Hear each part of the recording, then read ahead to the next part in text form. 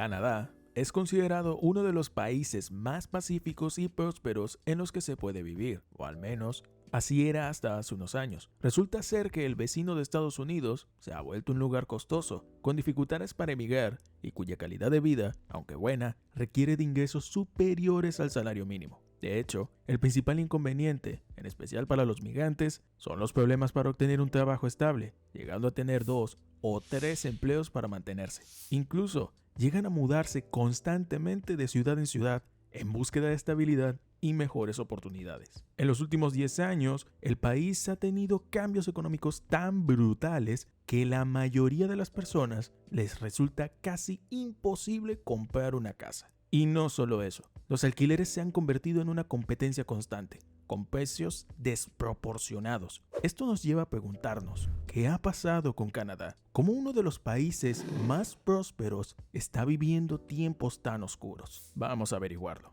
Bien, creo que la mejor manera de abordar este tema es dividirlo en los principales problemas actuales del país y que han hecho que entren en crisis, siendo el desempleo y salario insuficiente, la crisis inmobiliaria, la inmigración, la calidad de vida y la llegada reciente del fentanilo. Iniciemos con el desempleo y los salarios bajos. Hubo un aumento de la tasa de desempleo del 6.6% en agosto, el nivel más alto registrado desde mayo del 2017, excluyendo el periodo pandémico. En agosto, Canadá experimentó una adición de 22,000 puestos de trabajo. Aunque parece un avance, esta cifra quedó por debajo de las expectativas, pues los economistas habían pronosticado la creación de 25,000 empleos. Además, este crecimiento resultó insuficiente para absorber el incremento en la población activa, que añadió 82,500 nuevos participantes en el mercado laboral, marcando uno de los mayores aumentos en años recientes. El desempleo afectó especialmente a los jóvenes de entre 15 y 24 años, cuya tasa alcanzó un promedio de 16.7% entre mayo y agosto, frente al 12.9% registrado en el mismo periodo de tiempo, pero en el año 2023. El empleo no se comportó de manera uniforme entre los distintos sectores de la economía. Hubo aumentos significativos en los servicios educativos, atención a la salud, asistencia social y áreas relacionadas con finanzas e inmobiliarias. Sin embargo, otros sectores como los servicios profesionales, científicos y técnicos, así como los servicios públicos y los recursos naturales, experimentaron una contracción. Esta diferencia muestra cómo el mercado laboral se reconfiguró hacia industrias con mayor demanda, mientras otras áreas enfrentaban dificultades para mantenerse en la competencia. El aumento en el desempleo coincide con la decisión del Banco de Canadá de reducir su tasa de interés por tercera vez consecutiva. Este movimiento busca estimular el crecimiento económico y alcanzar una tasa de inflación anual del 2%. No obstante, los datos laborales recientes demuestran que existe una desaceleración en la contratación de personal, lo que sugiere que el impacto de las medidas monetarias podría ser más lento de lo esperado. Tiff Macklem, gobernador del Banco de Canadá, enfatizó que aunque la inflación está bajo control, la recuperación económica enfrenta desafíos significativos, incluyendo un mercado laboral menos dinámico. A pesar de los desafíos en la contratación, los trabajadores han visto una recuperación en su poder adquisitivo, gracias al crecimiento salarial. En agosto, el salario promedio por hora aumentó un 5% respecto al año pasado, situándose en 35,16. Sin embargo, este crecimiento no ha sido uniforme. Los empleos a tiempo completo disminuyeron 43,600, mientras que los puestos a tiempo parcial aumentaron en 65,700, lo que sugiere que la calidad del empleo también está siendo afectada. ¿Y por qué el empleo parcial aumentó? Simple, un trabajo a tiempo completo no da abasto con respecto a las necesidades que requieren sus habitantes, en especial si eres extranjero, y con el precio de la vivienda, temas que hablaré más adelante. Pero que cabe mencionar que muchos habitantes requieren de más de un oficio para subsistir en esta economía. Eso hizo que trabajos de tiempo parcial se volviesen más atractivos y que son los que poseen mayor disponibilidad. El panorama actual muestra un mercado laboral tenso por el desajuste entre la oferta y la demanda de empleo. Aunque no se observan despidos masivos, la desaceleración en la contratación y el crecimiento constante de la población nos da a entender que el Banco de Canadá podría necesitar medidas adicionales para equilibrar la economía. Las proyecciones de expertos como Andrew Di Cupa y Royce Méndez destacan la posibilidad de recortes significativos en las tasas de intereses en los próximos meses. Estas decisiones podrían aliviar las tensiones en el mercado laboral, pero también dependerán de los factores externos, como las políticas económicas de Estados Unidos y las fluctuaciones del dólar canadiense.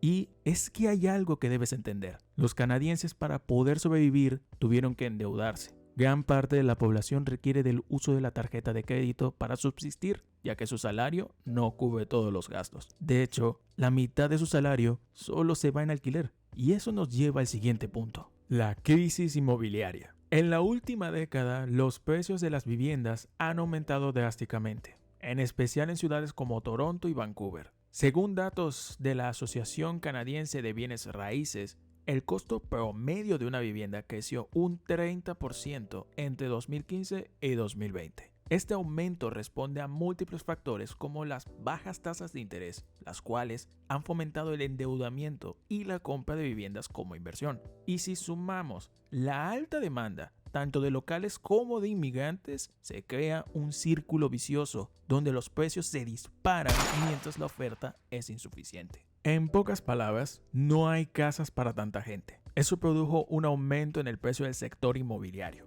llevando a la gente a endeudarse para comprar casas. La falta de viviendas asequibles afecta directamente a las familias canadienses. Según la CMHC, Canada Mortgages and Housing Corporation, más del 30% de los ingresos de los hogares se destinan al pago de la vivienda, superando el umbral de asequibilidad. Además, los inquilinos enfrentan constantes incrementos en los alquileres, mientras que los refugios y organizaciones benéficas están al límite, incapaces de atender la creciente demanda de asistencia. ¿Y por qué no solo construyen más casas? Porque el otro problema son las regulaciones y demás procesos burocráticos que hacen difícil construir y cerrar proyectos nuevos. A su vez, hay escasez de materiales de construcción y mano de obra, lo que vuelve inviable realizar viviendas a precios asequibles, ya que no da márgenes de ganancia con respecto a toda la inversión que hay que hacer.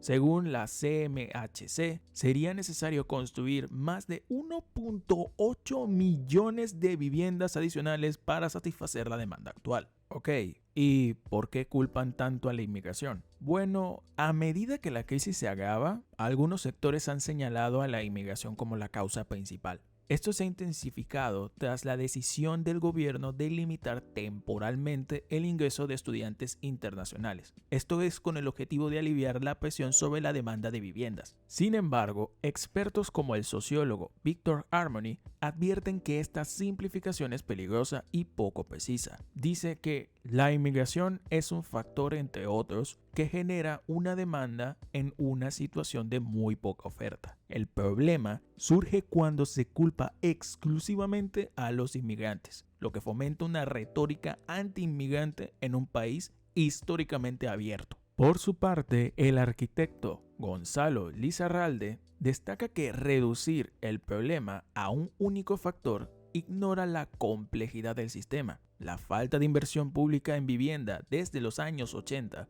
y el creciente problema financiero del sector son elementos que también influyen a la crisis, lo que nos lleva al tercer punto, la inmigración. Pero antes de continuar, déjame invitarte a que te suscribas. De esa manera no te pierdes de nuevos videos. Ahora sí, continuemos. Canadá ha experimentado un fuerte aumento en la cantidad de inmigrantes en los últimos años, con un gobierno que planea recibir alrededor de 1.5 millones de nuevos residentes entre 2023 y 2026. Por eso, el ministro lanzó una propuesta para limitar los ingresos de estudiantes. En 2023, Canadá alcanzó un hito histórico en su crecimiento demográfico. La población creció un 3.2% en comparación con el año anterior, lo que representa el aumento más grande desde que existen registros. Más de 1.250 millones de personas llegaron al país, entre residentes, permanentes y no permanentes. Esta cifra, si bien es un testimonio de la popularidad de Canadá como destino para migrantes, también ha generado un problema económico bastante grande. El crecimiento de la población está ocurriendo a un ritmo mucho más rápido que el de la economía del país, lo que ha dado lugar a lo que algunos expertos llaman como la trampa de la población. Ahora, ¿qué es la trampa de la población? Se refiere a la situación en la que el número de habitantes de un país crece rápidamente, pero la economía no puede mantenerse al mismo ritmo. En otras palabras, hay más personas, pero no hay suficientes recursos, empleo ni infraestructura para asegurar un aumento en los niveles de vida de los nuevos habitantes. Esto podría significar que las inversiones en servicios públicos y en infraestructura no sean suficientes para cubrir la creciente necesidad de la población. Este fenómeno ha quedado reflejado en una serie de datos alarmantes. Mientras la población crece a un ritmo acelerado, el Producto Interno Bruto de Canadá solo ha crecido un 1.29% en 2023, una cifra que no puede mantenerse al ritmo de crecimiento poblacional. Según Alexandra Ducharme, economista del Banco Nacional de Canadá, esta es la primera vez en la historia moderna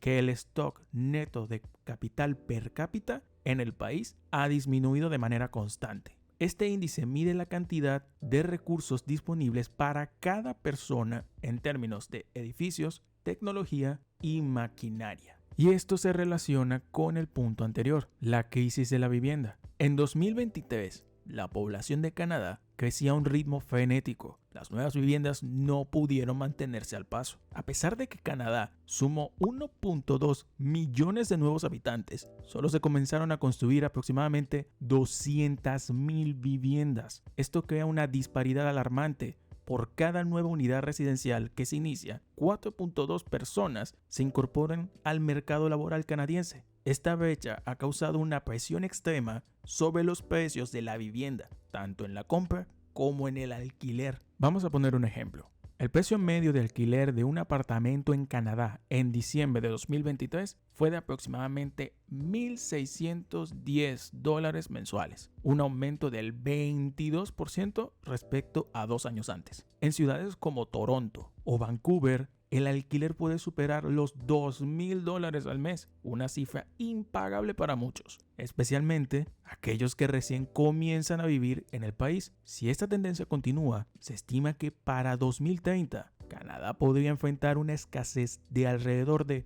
3.5 millones de viviendas. La inmigración ha sido una fuente vital de mano de obra, especialmente en sectores como la construcción, pero no ha sido suficiente para equilibrar la escasez de viviendas. El Departamento de Inmigración de Canadá ha destacado que la inmigración sigue siendo positiva para el crecimiento económico, ya que aporta mano de obra en sectores claves, incluyendo la construcción. Sin embargo, la realidad es que el ritmo de crecimiento de la población está superando las inversiones necesarias en infraestructura y viviendas, lo que crea un escenario cada vez más complicado para los nuevos migrantes que buscan establecerse en el país. Y a este punto te preguntarás, ¿y qué hace el gobierno? Ante estos problemas, el gobierno canadiense ha comenzado a tomar medidas. Una de las respuestas más significativas ha sido la creación del Fondo Acelerador de Vivienda, al que se asignaron $4 millones para fomentar la construcción de viviendas. Este fondo tiene como objetivo construir 100,000 unidades adicionales de vivienda en los próximos años. No obstante, expertos señalan que esta cifra no es suficiente para abordar el crecimiento poblacional que está experimentando Canadá. Por otro lado, el gobierno ha anunciado recientemente un recorte en el número de visados para estudiantes internacionales, que históricamente han sido una gran fuente de inmigrantes temporales al país. En 2024, Canadá redujo el número de nuevos visados para estudiantes internacionales en un 35%, limitando la cantidad a 360,000, buscando así aliviar la presión sobre los servicios públicos y la vivienda, especialmente en las grandes ciudades. Otra de las respuestas del gobierno ha sido incentivar a los nuevos inmigrantes a que se establezcan fuera de las principales áreas metropolitanas, como Toronto y Vancouver. A través de programas piloto, el gobierno está ofreciendo una vía hacia la residencia permanente para trabajadores extranjeros cualificados que decidan mudarse a las zonas rurales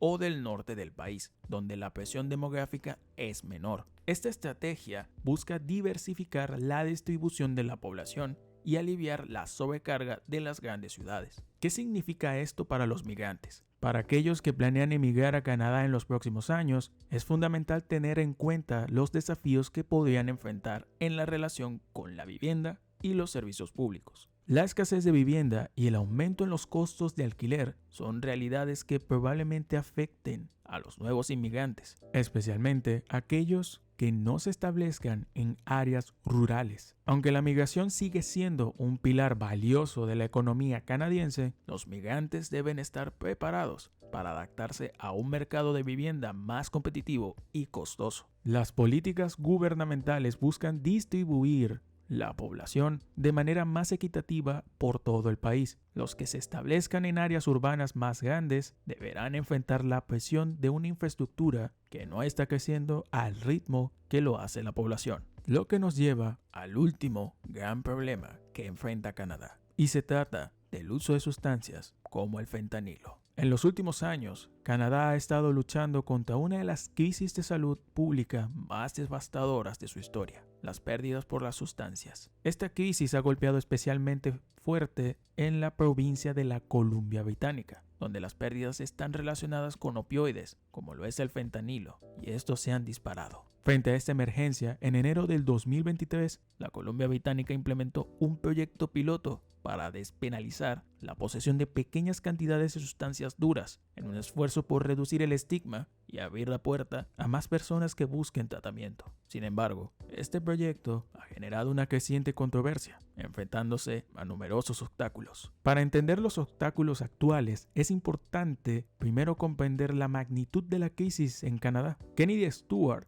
ex alcalde de Vancouver, recuerda con dolor cómo todos los lunes recibía un correo con la lista de las personas que habían perdido la vida por las sustancias en la ciudad. En una ocasión, esa lista incluía a la hermana de su cuñado, un golpe personal que lo motivó aún más a buscar soluciones, haciendo énfasis en que la crisis no es solo una estadística, afecta a las comunidades, a las familias y a la vida cotidiana de los canadienses. La situación se ha vuelto especialmente grave en la Columbia Británica, que en 2016 declaró la emergencia de salud pública debido a la creciente número de pérdidas por consumo excesivo. En 2023, la provincia registró un récord de más de 2.500 personas, una cifra alarmante. Ante esta tragedia, la provincia tomó una decisión radical. En enero de 2023, la Columbia Británica se convirtió en la primera y hasta ahora la única provincia canadiense en despenalizar la posesión de hasta 2.5 gramos de distintas sustancias. Esta medida forma parte de un programa piloto que durará hasta 2026 y busca, según sus defensores, reducir el estigma social y las barreras legales que impiden a las personas con problemas a buscar tratamiento. Según esta política, los adultos pueden poseer estas cantidades pequeñas sin ser arrestados ni enfrentarse a cargos,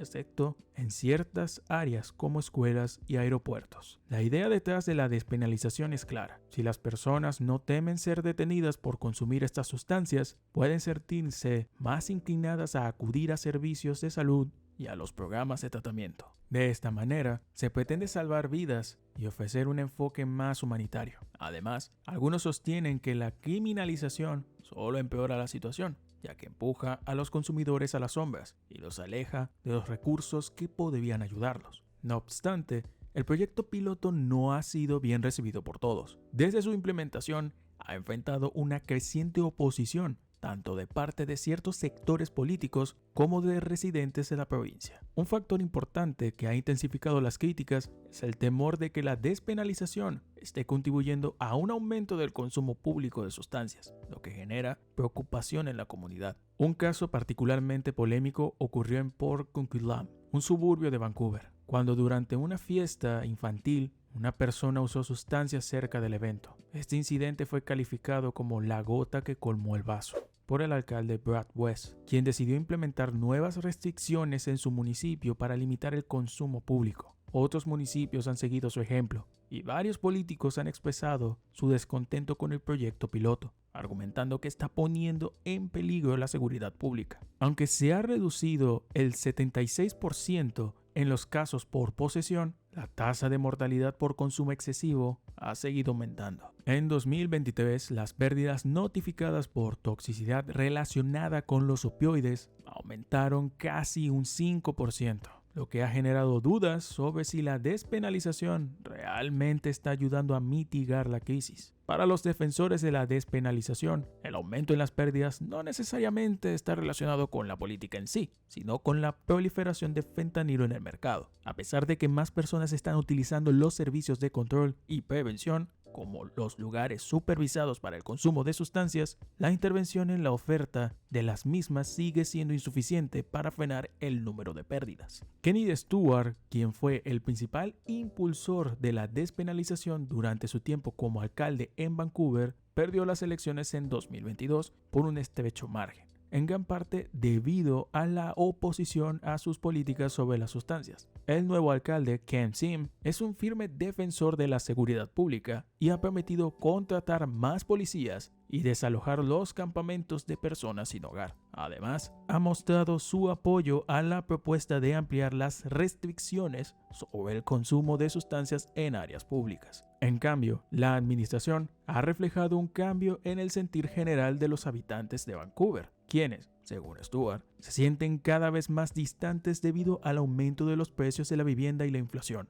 lo que ha provocado una mayor polarización. En este contexto, los problemas sociales como el consumo de sustancias se han vuelto más difíciles de abordar de manera consensuada. La experiencia de Guy Felichella, un exadicto, subraya la importancia de tratar el consumo como una cuestión de salud pública, no de criminalización. Según Felichella, la despenalización habría facilitado el acceso a la ayuda que necesitaba en su momento más crítico. Para que el proyecto piloto tenga éxito, es necesario un equilibrio entre la seguridad pública y el apoyo a las personas con adicción. Aunque la política de despenalización está en sus primeras etapas y enfrenta numerosos obstáculos, el debate sobre el consumo de sustancias en Canadá sigue siendo una de las discusiones más importantes para el futuro del país. La crisis no va a desaparecer rápidamente, y la forma en que Canadá decida abordarla podría sentar un precedente para otras naciones enfrentadas a problemas similares. Ante todo, surge una última pregunta. ¿Hay esperanza? Aunque la situación es lamentable, lo cierto es que el país no está perdido. Si logran aumentar la oferta de viviendas y hacen que las regularizaciones sean más flexibles, es posible que el precio baje,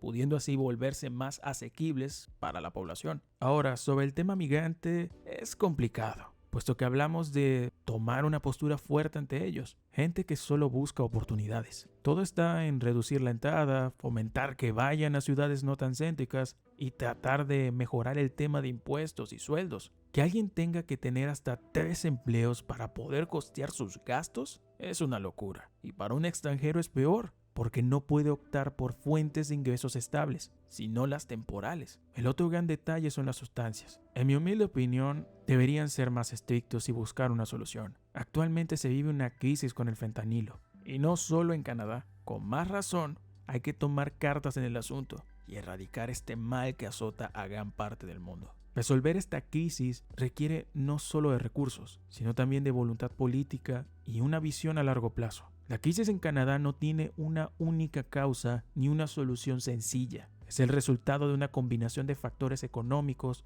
sociales y políticos que requieren un enfoque integral y coordinado. Aunque el camino hacia la resolución es desafiante, con las políticas adecuadas y un compromiso colectivo, Canadá puede superar esta crisis y garantizar que todos y cada uno de sus residentes tengan acceso a un hogar digno, trabajos competentes y a un futuro. ¿Tú qué piensas al respecto? ¿Crees que Canadá pueda salir de esta situación? ¿Sabías algo de todo lo que está sucediendo en el país? Deja tu opinión en los comentarios. No olvides suscribirte para que no te pierdas de los nuevos videos.